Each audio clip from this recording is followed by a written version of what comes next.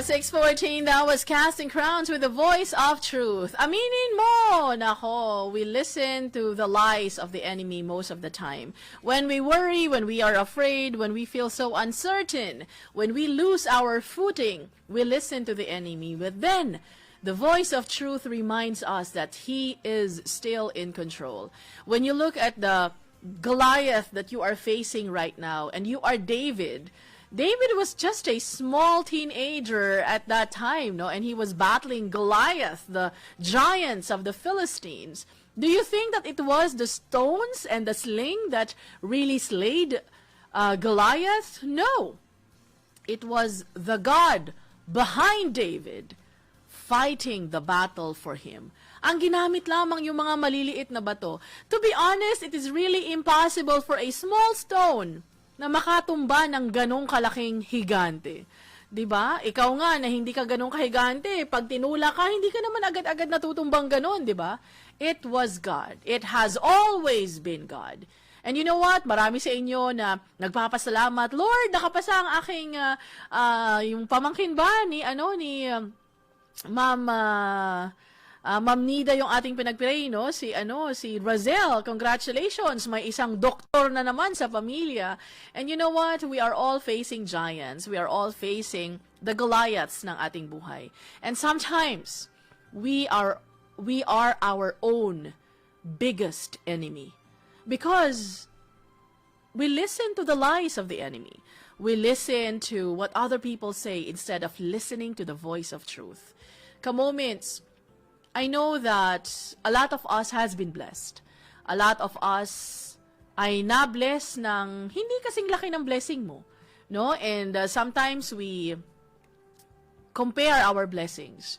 'Di ba? A couple of days ago, we talked about comparison, no? Comparing our blessing with the others. But you know what? I have come to realize God has taught me once again that comparison is a trap. Comparison, comparing my blessing to your blessing, comparing your blessing to my blessing, is a trap given to us by the enemy. Philippians 4:11 is a very familiar verse to most of us. Diba? For I have learned to be content whatever the circumstances may be. And in America, they have this keeping up with the Joneses, di ba? Pag nakita ko yung kapitbahay ko, teka lang, hindi ako pwedeng magpauna, no? Ay magpaulahi. Dapat, whatever my neighbor has, I have to have it also. Sabi nila that don't try to keep up with the Joneses, meaning live beyond your means. But there is already a part 2 of that. No, it doesn't stop with don't try to keep up with the Joneses. May dagdag na dyan. It's not a period anymore. There's a comma. Don't try to keep up with the Joneses. Drag them down to your level. It is cheaper. Alam mo, it's funny, di ba? But sometimes that is the reality, the ugly truth in our hearts. Lord, I do not like my neighbor because they have this beautiful brand new car, this big TV. Lord, I want to be like them or even more. Pero alam nyo, minsan tayong mga Pinoy, di ba? Meron tayong ganun din, no? We may not be able to really comprehend what this don't try to keep up with the Joneses mean. Pero tayo, meron din tayong ganyan, no? Merong joke na umiikot sa Facebook, especially sa mga taong kagaya ko na healthy, no? Na Lord, kung hindi mo ako papapayatin, patabain mo na lang silang lahat. Di ba? Na parang, Lord, kung hindi mo naman lang ako pagagandahin, papangitin mo na lang ang lahat ng aking mga friends. Alam nyo, minsan nakakatawa, but that is the dark reality ng ating puso. If the Lord will not bless me, Lord, do not bless anybody. Lord, if I am in a difficult situation, please make everybody's situation difficult. Naalala ko, meron akong isang kakilalang auntie, no? Meron siyang tanim na mga coconut trees. Unfortunately, there's a lot of magnanakaw sa kanyang coconut trees, no? There's a lot of people who would harvest her coconuts without her knowledge. So, syempre, itong auntie na ito, galit na talaga siya na, teka lang. Ako ang nagtanim ng niyog na yan. Hindi ko nakukuha ang fruits ng aking labor. Ang mga kapitbahay ko nag-i-enjoy. Puwes, puputulin ko ang coconut na ito. Kung hindi ako makikinabang, walang makikinabang. Di ba minsan ganun tayo? Na, ay teka lang, kung hindi ko mapapakinabangan, nobody is going to benefit from it. So, putulin ko na lang ang coconut na yan. Alam nyo, ka-moments, it may be a funny thing, but that is the real state of our hearts. Comparison is a destructive trap. Sabi nga ni Sir Tom Sprague, no? The Jonases are in trouble. They need Christ. Agree. But sometimes, we need to be reminded that Christ is in us already as well. You know why? Yes, our neighbors need Christ. But you already have Christ. Why are you comparing your blessing to others? Why am I comparing the blessings that I have to others? Why can't I be grateful for the blessings that others are receiving? Sometimes, we fall into the trap of the enemy that, oh, ikaw, di ba dapat mas malaki yung blessing mo? Kasi, di ba, mas grabe kang mag-work. The enemy will feed you sa mga pangangailangan ng iyong ego. So, careful tayo mga ka-moments. Pag merong mga nabibless na iba at sumasagot tayo ng, ay, sana all. Alam nyo, I have come to realize, I'm not going to judge you because I am just like you also.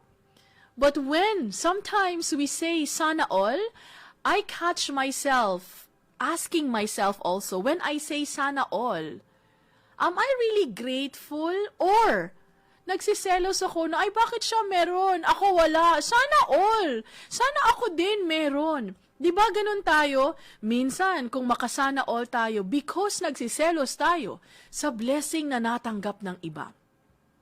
We find somebody more blessed than us, more prettier than us, in better shape than us. Always remember moments that when we look at our neighbors, when we look at our colleagues, there will always be somebody better than us, especially according to the world's description of what better is, what success is. But you know what? If we try to keep on comparing what we have with others, we will fail to enjoy what we have. If we keep on saying, ay, sana all. Lord, bakit siya? Bakit ako? Comparison is the enemy's trap for you and for me. Not to be content with whatever it is that God has given us. Remember, moments that we are all in the same boat. You do not deserve anything. I do not deserve anything. It is up to the boss to give whatever it is that he wants to give. Remember the parable of the workers? Diba, ang iba na-hire ng 8 a.m., ang iba na-hire ng lunchtime ba yun? Ang iba na-hire ng 4:00. We were all in need of work. And God chose you first, so you were able to work at 8 a.m. God chose me last, and I was able to enter into the vineyard at 4 a.m. Naturally, as the world defines this situation, you who worked 8 a.m., dapat mas malaki yung blessing mo, di ba? Mas malaki ang sweldo mo kesa doon sa pumasok ng 4:00. But then, we have forgotten that we were sitting on that plaza, waiting for somebody to be gracious and merciful to us to give us work. and now we complain. Ka-moments. The enemy wants you to look at the Jonases. The enemy wants you to look at other people so that you will feel bad, so that you will not be content, so that you will blame God because He is so unfair, because He gave more to others when you think you deserve the same or even more. Ka-moments. Your eyes, my eyes, are focused on the wrong things. When we compare others, we take our eyes off the blessings that God has already given us. Bakit ka ba hindi nakokontento? Bakit ba ako nagagalit sa iba? Kasi, Lord, hindi naman siya karapat-dapat. Di hamak na mas magaling naman ako na trabahante, pero bakit siya? Ang grabe ng blessing, sunod-sunod, hindi naman siya karapat-dapat. When I say that, I have lost my eyes is not focused on the blessing that God has given me. Kasi nakatingin ako sa binigay sa iyo. Ka-moments, when we keep on feeding our lustful eyes sa mga blessings ng iba, we become envious. We become entitled because we think we deserve more. Who is winning the battle? It's going to be the enemy, because he wants you not to be content. He wants me to keep on complaining. He wants us to forget that God has been so good. Ka-moments, sana ma-realize natin ngayon that God is a good God who gives the best blessing to each one of us according to our needs, according to His riches in glory. Do not allow envy and greed to get the best of you. I am reminded also not to look at other people because I have the tendency to look at other people. God is reminding me today that I should not cheapen the blessing that God has given me by comparing my blessing to theirs and their blessings to mine. Alam mo, God has done a lot of good things sa buhay mo. But at this very moment, you do not see that. You do not appreciate it. Why? Because your eyes are focused somewhere else. The enemy is winning. Na Lord, if I cannot be as rich as the Jonases, make them as poor as me. Lord, kung hindi mo naman ako papapayatin, patabain mo na lang silang lahat. And you know what? Ganon tayo mga ka-moments. We do not admit it, but sometimes we are not content with the blessing that God has given us. He wants us to be content with whatever it is that He has given us. Ka-moments, do not let comparison cheapen your appreciation of God's blessings sa buhay mo. He has given you a lot. So do not play the game of the enemy. Philippians 4:11 says, "For I have learned to be content whatever the circumstances may be." Eyes of God have found my failures, found my pain. He understands my weaknesses and knows And with that, I am going to bid you goodbye. Ka-moments, stop looking at others. Stop comparing their blessings to yours. Start enjoying whatever it is that God has given you. Let us walk this journey together with God. You know what? He has blessed you with a lot. He has blessed me with a lot. Why am I not focusing on the blessings at hand?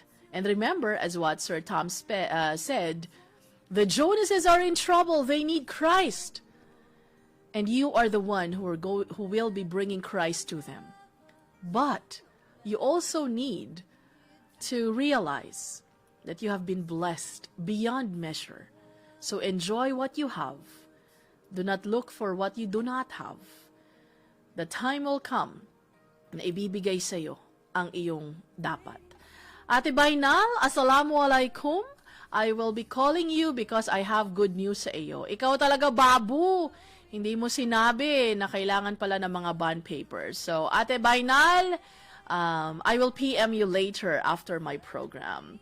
To Sanjay Van, good morning. Thank you so much for tuning in. I hope that we are all reminded to enjoy what we have, because this is God's blessing for you, God's blessing for me, for us to enjoy, for us to appreciate, for us to share with other people. Huwag tayong madamot, okay? Enjoy! Thank you for what I am now, sabi ni Ate Conch sa Heki. Do pray for the papa ni Kuya Ton, no? He will be operated on sa mata, si Pastor Mantalaba, no? The father of Kuya Ton. So please remember him in your prayers. God bless you. God willing, we will be seeing each other again tomorrow. Bye for now.